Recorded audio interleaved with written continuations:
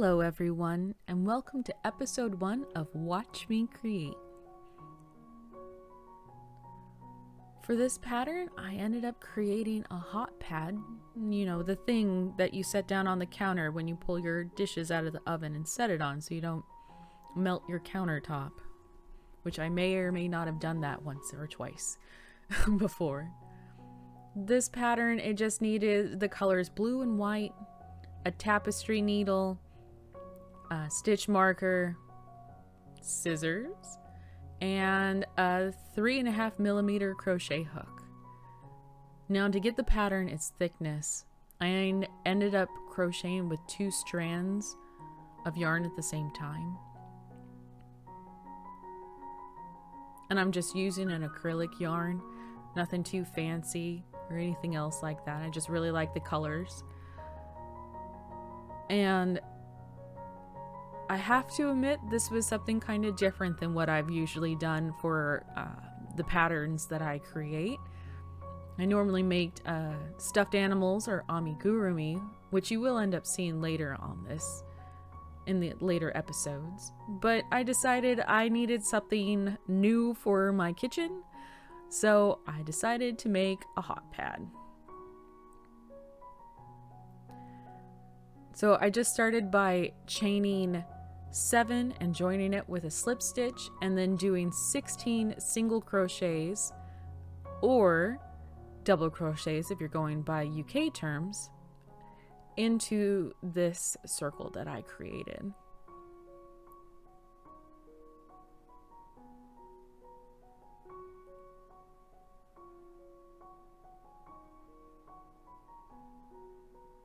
And I just kind of tuck in the tail of my work as I go, and I will trim that off later.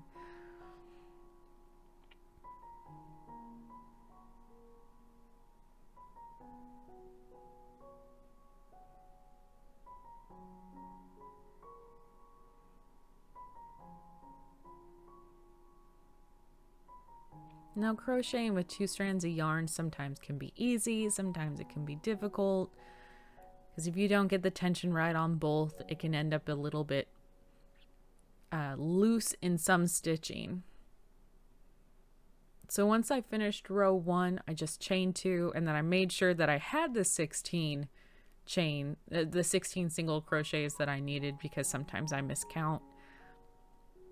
And then this pattern was really easy because it was just a single crochet in the next stitch, followed by another single crochet, and then chaining 2. And that was the repeat for the whole entire thing. Just 2 single crochets, then chaining 2. And the reason for the chaining 2 is it creates the spacing that you see that kind of gives it that pinwheel effect. And of course, I'm kind of speeding up the video a bit, because if not, this would have been almost an hour. I do not crochet this fast. But how my process works is I write out my crochet pattern, and then I will work on it and test and make sure that what I have written is actually going to work. And most of the time it doesn't work, so a lot of the stuff that's edited out of this video is me having to do corrections, pull back out my work, do it again. And you can kind of see how it's coming along. So it always starts with a chaining of 2. And then in that chain 2 gap from the row below, you just work 1 single crochet in there.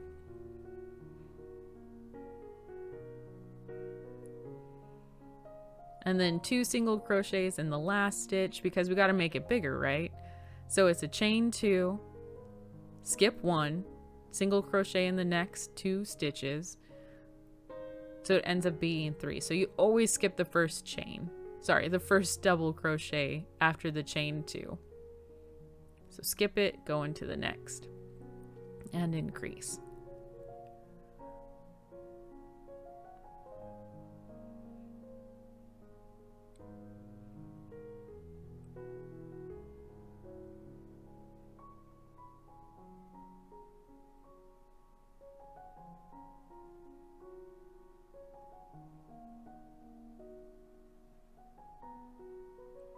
It was at this point, I think, or it might have been a little bit later, I realized that I never put my stitch marker in. So I'm kind of counting right now to see where I'm at. I'm trying to look at everything to see, did I mess up? Have I made too many? Stitch markers are completely underrated. You really need a stitch marker for a lot of your stuff. Normally for my stitch markers that I do when I'm creating patterns is just to use another bit of string and just kind of fold it in and out as I go. That's what I use for my amigurumis or stuffed animals, which you'll see in later videos. But for this one, having it's a plastic stitch marker that I just got at the local craft store. That thing comes in so much handy because then I don't have to worry about it falling out, because the stitch marker sits in one of the chain 2 spaces.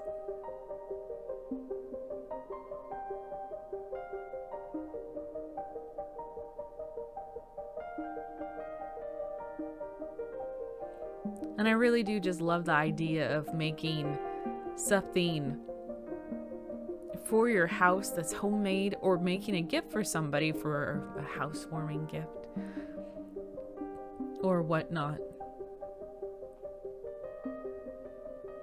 It's so easy to buy stuff, but sometimes just putting the heart and effort into making something. So see, I kind of messed up there, but I left that one in for editing because reasons.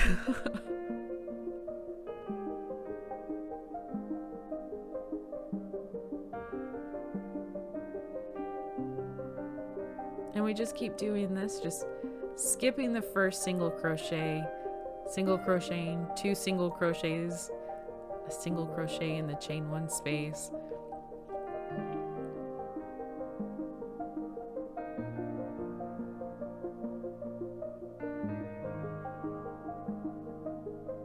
So here we're going to change it to the white yarn. So my method for changing colors on work is I leave 2 loops of the last color, and then I'll make a slip knot, and you'll see her a lot in my videos. This is Yuki. She is my one-eyed ragdoll. I'm not sure how she lost her eye. I got her from an animal shelter, and she didn't have an eye when I got her. But it honestly doesn't affect her one bit. She is a super big love bug, so you'll end up seeing her a lot because I swear she has cat radar that knows I'm recording something, so she has to be in there. So I'll pull my slip stitch through both loops, tighten it down, tighten the blue down, and then I will just continue on with the pattern. But what I'll end up doing is I'll work a few stitches into my work, and then I will come back around and snip the blue yarn and tie off its ends with the loose ends of the white yarn that I use for the slip stitch.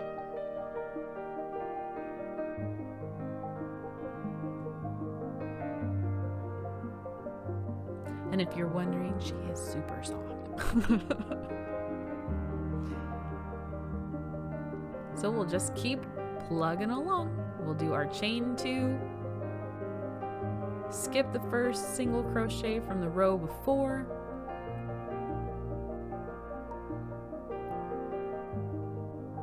skip that one, go into there, so it'll be a single crochet, whoops, single crochet, 2 double crochets, and then a single crochet in the chain 1 space, and then just repeat. And just keep getting our work bigger and bigger as we go. And here I am whacking my camera, so you know, nothing but professionalism here.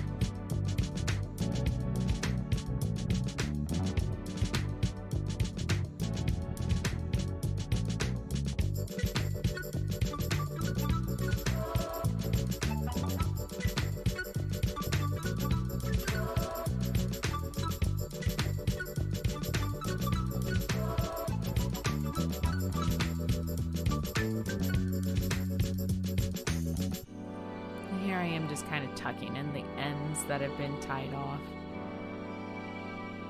just so they're not all loose and dangling around. Some of the blue kind of popped through. You see how you're kind of getting that pinwheel effect going with this project.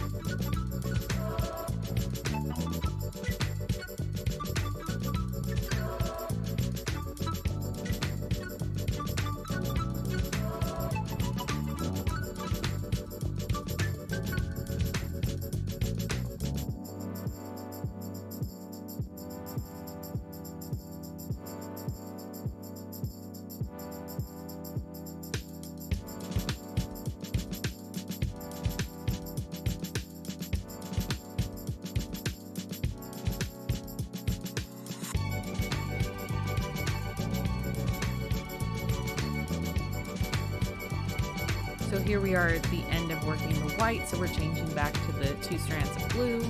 And again, it's a slip knot, pull through both, and we're just gonna cut to bam! We've gotten the size that we need for this whole entire project. We just have a few stitches left to do. And it's just single crocheting, just like before. In the last one, you do 2 single crochets and then a single crochet in the chain 1 space. I just love how this thing turns out. Then ignore kind of that little knot thing in my yarn. You know, as you work, you tie your yarn together. It is a little bit of a hindrance of me trying to fasten off this project, but that's okay. It is what it is. And my camera goes completely out of focus, but it will get a little bit better, so just bear with it for a little bit. So what I'll do now is I'm looking for my orange tapestry needle I started this project with, but it seems a cat has knocked it onto the floor. So I'm digging out another tapestry needle. Now I don't want you to worry, the tapestry needle that is the orange one is plastic and it is extremely dull. So there's no way for them to hurt themselves with it. This one, however, is aluminum. So I definitely keep this out of the reach of the cats because I don't want them to get hurt by anything. So I'll just kind of sew in the tail of the work. And I'm making sure that I don't pull the yarn too tight because I want to keep that edging on it that gives it that pinwheel look.